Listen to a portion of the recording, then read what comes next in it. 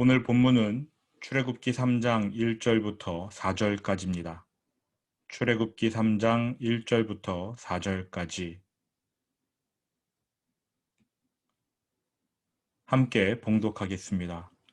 모세가 그의 장인 미디안 제사장 이드로의 양떼를 치더니 그 떼를 광야 서쪽으로 인도하여 하나님의 산 호렙에 이르매 여호와의 사자가 떨기나무 가운데로부터 나오는 불꽃 안에서 그에게 나타나시니라. 그가 보니 떨기나무에 불이 붙었으나 그 떨기나무가 사라지지 아니하는지라. 이에 모세가 이르되 내가 돌이켜 가서 이 큰 광경을 보리라. 떨기나무가 어찌하여 타지 아니하는고 하니 그때에 여호와께서 그가 보려고 돌이켜 오는 것을 보신지라. 하나님이 떨기나무 가운데서 그를 불러 이르시되 모세야 모세야 하시매 그가 이르되 내가 여기 있나이다. 아멘. 어제는 3장 1절, 특히 모세가 서쪽으로 나아간 것과 성막 구조가 동에서 서로 이동하는 구조임을 살펴보았지요. 오늘은 2절, 여호와의 사자가 떨기나무 가운데로부터 나오는 불꽃 안에서 그에게 나타나시니라. 이 말씀을 좀 중심으로 살펴보려고 합니다. 놀라운 광경입니다. 성경에는 일상적이지 않은 현상을 동원하여 하나님이 자신의 임재를 나타내신 사건 많이 등장합니다. 하나님께서 아브람과 언약을 맺으실 때 쪼갠 고기 사이로 지나가는 횃불 가운데 자신의 임재를 나타내셨던 것 기억하십니까?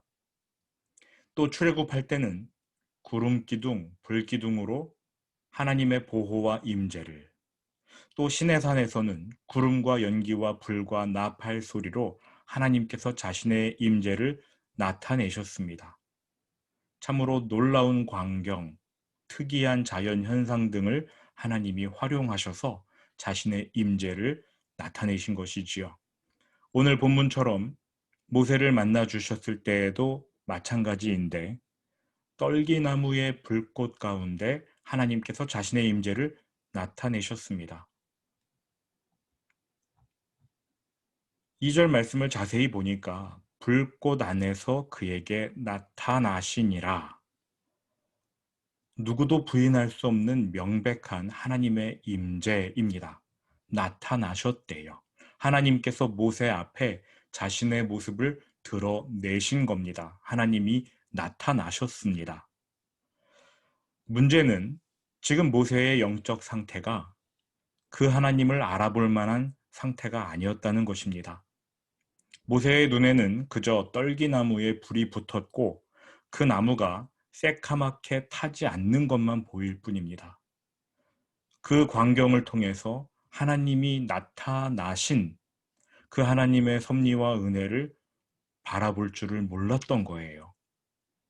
그래서일까요? 모세는 불붙은 떨기나무를 보고 고개를 한번 갸우뚱하고는 그냥 지나쳐 버렸습니다. 이상하네. 여기 아무도 없는데 왜 나무에 불이 붙었을까?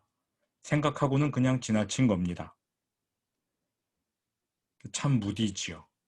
이것이 보통 광경입니까? 그냥 지나칠 일입니까? 뭐가 그리 바쁜지는 모르겠지만 모세는 그 놀라운 광경을 보고 그냥 지나쳐 버렸어요. 3절이요. 이에 모세가 이르되 내가 돌이켜 가서 이 큰 광경을 보리라. 내가 돌이켜 가서 무슨 뜻입니까? 내가 돌아가겠다. 그러니까 처음에는 그냥 흘깃 보고 지나친 겁니다. 그러다가 생각을 했겠죠. 다시 봐야겠는데? 그리고는 돌아간 겁니다. 모세가 떨기나무를 지나친 후에 시간이 얼마나 지났을까요? 모세가 그 현장으로 돌아오기까지 어쩌면 한참 걸렸을지도 모릅니다. 그냥 지나쳤는데 가만히 생각해 보니까 심상치 않은 거지요. 그래서 그 현장으로 돌아간 것입니다. 내가 돌이켜 가서 이 큰 광경을 보리라. 떨기나무가 어찌하여 타지 아니하는고 하니. 4절이요. 여호와께서 그가 보려고 돌이켜오는 것을 보신지라. 하나님 입장에서는 참 다행입니다. 하나님이 자신의 임재를 나타내셨는데 모세가 그냥 지나쳐 갔어요. 당황하셨을 것 같습니다. 그런데 이제 모세가 돌아오니까 아휴 다행이다. 야, 저 모세 저거 그냥 지나쳐 가면 어떡하니? 뭐 이렇게 생각하셨을 수도 있겠지요. 모세는 하나님을 알아보지 못했습니다. 그러나 하나님은 계속해서 모세를 바라보고 계셨어요. 여호와께서 그가 보려고 돌이켜 오는 것을 보신지라. 이 한 구절에서 우리는 이 만남을 누가 주도했는지 넌지시 알 수가 있는 겁니다. 하나님이 주도하신 만남이에요. 모세가 우연히 양떼를 이끌고 가서 하나님을 만난 게 아니라 하나님이 그 전부터 그곳에서 떨기나무 불꽃 가운데 계셨고 모세를 그리로 부르시고 그리고 모세가 그 떨기나무를 바라보게끔 하나님께서 이 모든 것을 섭리하신 것입니다. 모세가 지나쳐 갔을 때는 다시금 그의 마음에 떨기나무가 생각나게끔 하신 거지요. 그래서 모세가 돌아온 거 아니겠어요? 하나님께서 주도하십니다. 하나님께서 인도하셔요. 이후 모세의 삶에 일어날 모든 일들 역시 하나님께서 주도하실 것입니다. 하나님은 지금도 평범하지 않은 상황, 또 예기치 못한 사건들을 통해 우리의 이목을 끄시고 우리에게 말씀하고자 하십니다. 떨기나무에 불이 붙었어요. 평범하지 않은 상황이지요. 모세로서는 도무지 예상하지도 못한 일이었을 겁니다. 그런데 그냥 보고 지나쳤거든요. 안타깝게도 우리들 대다수 역시 너무 바쁩니다. 너무 바쁜 나머지 하나님께 집중하지 못해요. 하나님께서 불붙은 떨기나무를 우리 눈앞에 가져다 놓으셔도 구름기둥, 불기둥을 보여주셔도 우리 역시 모세처럼 그냥 지나칠 게 뻔합니다. 바빠요. 혹시 여러분의 삶 가운데 도무지 이해할 수 없는 사건이 일어나거나 혼란스러운 시간이 찾아온다면 그것이 몸의 아픔으로 찾아오든 나의 경제 상황이 어려운 그런 상황으로 가는 일로 찾아오든 내가 도무지 이해할 수 없는 사건이다. 혼란스러운 시간이다. 이러한 일이 여러분의 삶 가운데 일어난다면 가는 길 잠시 멈추고 하던 일 잠시 멈추시고 모세처럼 돌이키시기 바랍니다. 내가 돌이켜가서 이 큰 광경을 보리라. 하나님께서 어쩌면 여러분의 이목을 끄시려고 그러한 일들을 일으키신 걸 수도 있어요. 그때는 하나님께 나아가 독대의 시간을 가져야 할 것입니다. 무언가 해주실 말씀이 있는 거겠지요. 기도원에 가셔도 좋고요. 홀로 골방으로 들어가 기도하셔도 좋습니다. 매우 중요한 것을 말씀해 주실 것입니다. 모세가 그 현장으로 돌아갔을 때 여전히 떨기나무는 새까매지지 않은 채 활활 불타오르고 있었습니다. 오래전 성도들은요, 이 떨기나무가 애굽에서 고통받고 있는 이스라엘 백성을 상징한다고 생각했어요. 광야의 떨기나무, 옛날 성경 번역에는 가시떨기라고 했거든요. 저는 그 번역이 훨씬 더 좋습니다. 가시떨기, 가시처럼 삐죽삐죽 삐져나온 그러한 나무이지요. 나무라기보다는 관목 숲을 요 정도가 될 겁니다. 어떤 유용한 목적으로도 사용할 수 없는 나무예요. 가시떨기. 금방 타버리기 때문에 땔감으로도 쓸 수 없거든요. 그래서 그냥 불을 붙일 때에 필요한 불쏘시개 정도로 그것도 잘 말랐을 때 그렇게 사용할 수 있고요. 아니면 그냥 쓰레기로 분류할 수밖에 없는 나무가 바로 이 떨기나무입니다. 초대교회 성도들, 옛 성도들은 바로 이 떨기나무가 이스라엘 백성의 정체성, 더 나아가 성도 자신의 정체성이라고 생각했습니다. 외관상 좋아 보일 것이 하나도 없는 것, 그게 바로 떨기나무. 그게 바로 이스라엘 백성, 그게 바로 성도의 정체라는 거지요. 그런데 하나님이 그 떨기나무 가운데에 임하셨습니다. 쓸모없고 볼품없고 꺾어버리면 소각장에 던져져 버릴 그 나무 위에 하나님이 임하신 거예요. 자연 상태로 놔두면 쓸모없기 때문에 아무짝에 쓸모없이 살아가다가 죽어야 할 그러한 존재들이 바로 이 떨기나무인데요.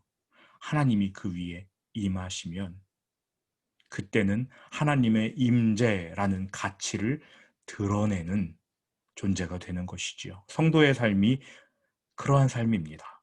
하나님이 임재해 주셔야만, 하나님께서 자신의 임재를 드러내 주셔야만 성도는 의미 있는 삶을 살아갈 수 있습니다. 여러분은 어떤 나무이십니까? 거대한 궁전에 사용될 만한 백향목이십니까? 아니면 하나님이 동행해 주시고 매사를 거들어 주셔야만 살아갈 수 있는 떨기나무입니까? 저는 떨기나무입니다. 떨기나무이고 싶고 하나님이 불쌍히 여겨 주셔야만 살 수 있는 떨기나무, 그게 저의 정체성입니다. 쓸모없는 사람인데 하나님이 임재해 주셔서 그 가치를 얻을 수 있는 사람이 저와 여러분입니다. 이 나무에 불이 붙었어요. 성경에 나오는 불은 거의 다 심판을 상징합니다. 그동안 이스라엘 백성은요, 쓸모없이 살아왔거든요. 이방 땅에 객이 되어 괴롭힘을 당했습니다. 이러한 형편이면 하나님께 구원을 요청하고 하나님께 바짝 엎드려 매달려도 모자랄 판인데 이 사람들은요, 이집트의 우상을 섬겼어요. 그러니 밑바닥 중에 밑바닥이지요. 근데 더 이상은 안 됩니다. 동쪽으로 가던 발걸음을 멈추고 돌이켜야 해요. 왜냐하면 하나님께서 이제 이스라엘 백성을 구원하려고 작정하셨고 그 작정하신 구원의 때가 가까워졌기 때문입니다. 하나님은 소멸하는 불, 질투하시는 하나님이십니다. 그 떨기나무가 지은 이스라엘 백성이 지은 죄악을 심판하시며 그들을 정결하게 하시는 것을 미리 보여주신 게 떨기나무에 붙은 불입니다. 불은 심판이에요. 예수님은 불로 세례를 베풀어 주신다고 말씀하셨습니다. 그런데 어떠한 식으로 불 세례를 베푸시느냐? 우리의 죄악을 심판하십니다. 우리가 회개하고 죄를 돌이키고 고백하면요, 그 자신의 십자가로서 우리 대신 심판을 받으시는 형식으로 우리에게 불세례를 베푸시는 거예요. 그 자신의 보혈로 우리를 정결하게 씻어주십니다. 이것이 우리에게 베풀어 주시는 불세례예요. 우리의 죄를 심판하시되 우리가 멸망하게끔 심판하시는 게 아니라 예수님 자신이 멸망당하시는 심판으로 우리를 심판하시는 거예요. 그게 바로 예수님이 말씀하신 불세례이지요. 떨기나무를 생각해 보십시오. 여기 불이 붙었지만 그 떨기나무가 불타 없어졌습니까? 아니지요. 그것이 우리에게는 은혜예요. 우리의 죄를 심판하시되 진노하심으로 멸망시키는 게 아니라 우리를 정결하게 씻으시고 죽음에서 살리시는 심판으로 우리를 심판하시는 게 하나님의 불입니다. 너무나 큰 은혜이지요. 그 다음입니다. 하나님이 떨기나무 가운데서 그를 불러 이르시되 모세야 모세야 하시매. 하나님이 모세를 부르시네요. 아직까지는 모세가 하나님을 알아보지 못합니다. 그런데 하나님이 모세를 부르시니까 그제서야 모세가 대답합니다. 내가 여기 있나이다. 하나님인 것을 알아본 것 같아요. 굉장히 짧은 대화이지요. 모세야 모세야 내가 여기 있나이다. 하나님께서 모세를 부르시는데 그의 이름을 모세야 모세야 이렇게 두 번 부르셔요. 이것도 우리가 놓쳐서는 안 되는 굉장히 중요한 대목입니다. 유대인들의 문화에서 이처럼 누군가의 이름을 2번 부르는 것은 중요한 말을 하거나 아주 중요한 메시지를 전달할 때 그의 주의를 환기시키기 위해 2번 이름을 부르는 거거든요. 어느 날 예수님께서 마르다와 마리아, 나사로 이 3남매의 집을 방문하십니다. 이때 언니 마르다는 음식을 장만하느라 분주해요. 그런데 동생 마리아는 언니를 돕지 않고 예수님의 발치에 앉아 말씀을 들었습니다. 이 이야기 다 아시지요? 예수님께서는요, 말씀 듣는 일을 선택한 마리아를 칭찬하셨어요. 누가복음 10장 42절. 한번 찾아보시겠습니까? 누가복음 10장 42절.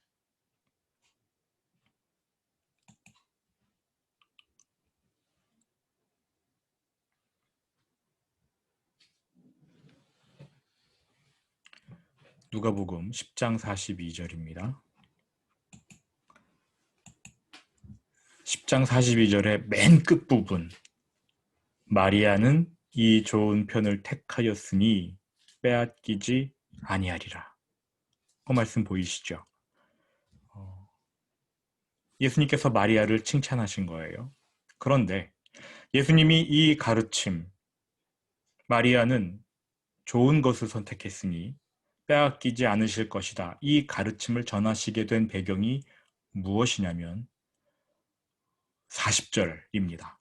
만약 마르다가 그냥 아무 말 않고 분주히 일했다면 예수님도 이 말씀을 하지 않으셨을 거예요. 그런데 마르다가 주제넘게 예수님께 화를 냈거든요. 누가복음 10장 40절 같이 한번 읽어보실까요? 마르다는 준비하는 일이 많아 마음이 분주한지라 예수께 나아가 이르되 주여 내 동생이 나 혼자 일하게 두는 것을 생각하지 아니하시나이까 그를 명하사 나를 도와주라 하소서. 마르다의 입장에서는 예수님의 발치에 앉아서 말씀 듣고 있는 동생의 모습이 너무 얄미웠던 거지요. 그래서 마르다의 말을 적나라하게 풀어내면 예수님 지금 뭐 하시는 거예요? 저 지금 힘들게 음식 만드는 거 안 보이세요? 동생하고 노닥거리지 마시고 마리아더러 나를 좀 도우라고 말씀해 주세요. 이렇게 예수님을 혼낸 것 같아요. 마르다가. 이처럼 마르다가 화를 낸 것이 계기가 되어서 예수님이 이 가르침을 전해주신 것입니다. 몇 가지만 하든지 혹은 한 가지만이라도 족하니라 마리아는 이 좋은 편을 택하였으니 빼앗기지 아니하리라. 그런데 이때 예수님이 마르다를 부르실 때 어떻게 부르십니까? 마르다야, 마르다야. 그치요? 2번 반복하시지요. 무언가 중요한 메시지를 전달하시기 위해서 특히 잘못된 점을 고쳐주거나 혹은 그의 마음속에 있는 두려움을 지적하시거나 하여간 이런 식으로 그에게 잘못된 것을 고쳐주실 때에 이름을 2번 부르셔요. 예수님의 말씀 전문은 이것입니다. 마르다야, 마르다야, 내가 많은 일로 염려하고 근심하나 몇 가지만 하든지 혹은 한 가지만이라도 족하니라. 마리아는 이 좋은 편을 택하였으니 빼앗기지 아니하리라. 여기 이름이 2번 나오죠. 마르다야, 마르다야. 근데 굳이 신약으로 가지 않고요. 우리가 그동안 배워왔던 창세기로 되돌아가도 하나님께서 이처럼 누군가의 이름을 2번 부르시는 거 볼 수 있어요. 창세기 22장 11절이요. 그리로 한번 가보시죠.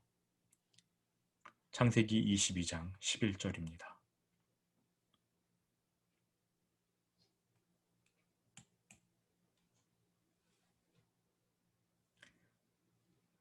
창세기 22장 11절 같이 읽어보시겠습니까? 여호와의 사자가 하늘에서부터 그를 불러 이르시되 아브라함아 아브라함아 하시는지라 아브라함이 이르되 내가 여기 있나이다 하매 모리아산에서 아브라함이 이삭을 결박한 후에 그에게 칼을 겨누고 정말로 그의 목을 찌르려고 했을 때 하나님이 다급하게 말씀하셨어요. 아브라함아 아브라함아. 굉장히 급하신 것이지요. 하나님이 황급히 부르시자 아브라함도 화들짝 놀라며 대답합니다. 내가 여기 있나이다. 이걸 기억하셔요. 아브라함아, 아브라함아, 내가 여기 있나이다. 그 뒤에 하나님께서는 아브라함의 후손을 통해서 온 세상이 복을 받을 것이다. 이러한 내용을 말씀하셔요. 굉장히 중요한 가르침이었습니다. 아브라함의 후손 예수 그리스도를 통해 온 세상 민족이 구원받을 것을 미리 언급해 주신 것이지요. 창세기 46장 2절로 넘어가 보십시오. 창세기 46장 2절입니다.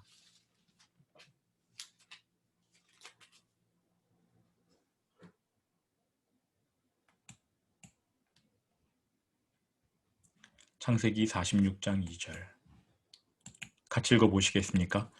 그 밤에 하나님이 이상 중에 이스라엘에게 나타나 이르시되 야곱아 야곱아 하시는지라 야곱이 이르되 내가 여기 있나이다 하매.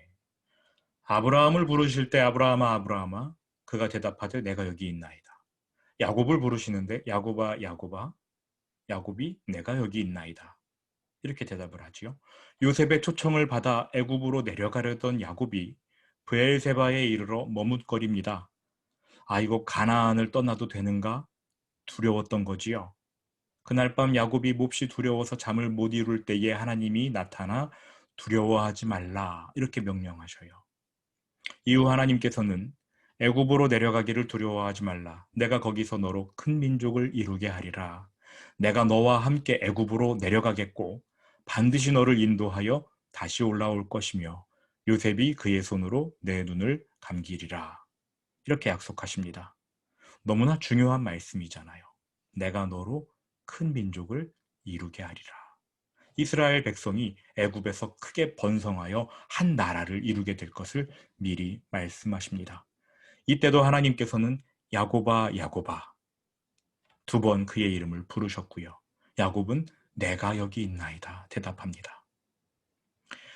사무엘서로 가보시면요. 하나님이 어린 사무엘을 사무엘아 사무엘아 두 번 부르시는데 세 번 반복하셔요. 사무엘이 못 알아들어서 엘리 제사장에게 저 부르셨으니까 두 번이나 그 작업을 하지요. 세 번 그렇게 작업을 하고 네 번째에 하나님인 거를 깨닫고 내가 여기 있나이다 이렇게 대답하는 장면이 나옵니다. 거기서도 하나님이 굉장히 중요한 말씀을 하셔요. 다시 출애굽기 3장으로 넘어와서요. 지금 하나님께서 모세야 모세야 모세의 이름을 두 번 부르십니다. 무언가 중요한 말씀을 전하시려고 모세의 이름을 아주 강력하게 두 번 부르셨어요. 그리고 모세는 아브라함처럼 야곱처럼 내가 여기 있나이다 이렇게 대답합니다. 중요한 사실은요. 하나님께서 모세의 이름을 알고 계셨다는 것이고요. 그리고 모세가 하나님의 부르심에 내가 여기 있나이다 이렇게 대답했다는 것입니다. 그 즈음 모세는 하나님의 눈에 준비된 사람이었습니다. 그의 마음은 영적 책임을 수행할 만했고 온유했고 겸손했습니다. 하나님께서 그를 오랜 시간 동안 훈련하시고 연단시키셨어요. 이제 하나님께서 모세를 사용하십니다. 드디어 하나님의 구원 사역이 본격적으로 시작되려고 합니다. 모세가 전면에 나서기는 하지만 이 일은 하나님의 계획이었고 하나님께서 주도하실 일인데요. 하나님께서 모세야 모세야 부르시고 중요한 말씀을 전하시는데 그거는 내일 살펴보겠어요. 어떤 중요한 말씀을 하시는지 내일 살펴보려고 합니다. 내일하고 모레 이틀 동안 살펴보게 될 것입니다. 오늘 기억하실 묵상 포인트는 첫 번째로 하나님께서 나타나시는 상황, 우리가 예기치 못한 일을 당할 때 전혀 생각지 못한 상황이 벌어질 때 하나님께서 혹시 나에게 무언가 말씀하려고 하시는 게 아닌가. 우리가 그러한 신앙의 태도로 하나님께 반응할 필요가 있다는 것이지요. 예상치 못한 일이 일어날 때 어쩌면 하나님이 우리의 이름을 두 번 부르시는 것일 수도 있습니다. 현서가, 현서가 이렇게 해요. 그러한 상황에서 우리는 하나님 앞에 나아가 기도하며 하나님이 어떠한 말씀을 하실지 들을 필요가 있겠지요. 여러분 가운데에 어려움 있는 분들, 경제적으로 어렵고 또 가족 중에 아프신 분, 또 본인이 아프신 분 계시는 줄 압니다. 하나님께서 여러분의 이름을 2번 부르시는 게 아닐까. 제가 너무나 조심스럽게 말씀은 드리지만 그런 것이 아닐까 이렇게 생각을 하게 되었습니다. 하나님 앞에 나아가 내가 여기 있나이다. 대답하시는 그런 게 필요하지 않을까 이렇게 생각을 해보았습니다. 오늘의 묵상 포인트, 하나님이 우리를 부르실 때 내가 여기 있나이다 대답할 수 있겠습니까? 제가 기도하고 오늘 예배를 마치도록 하겠습니다.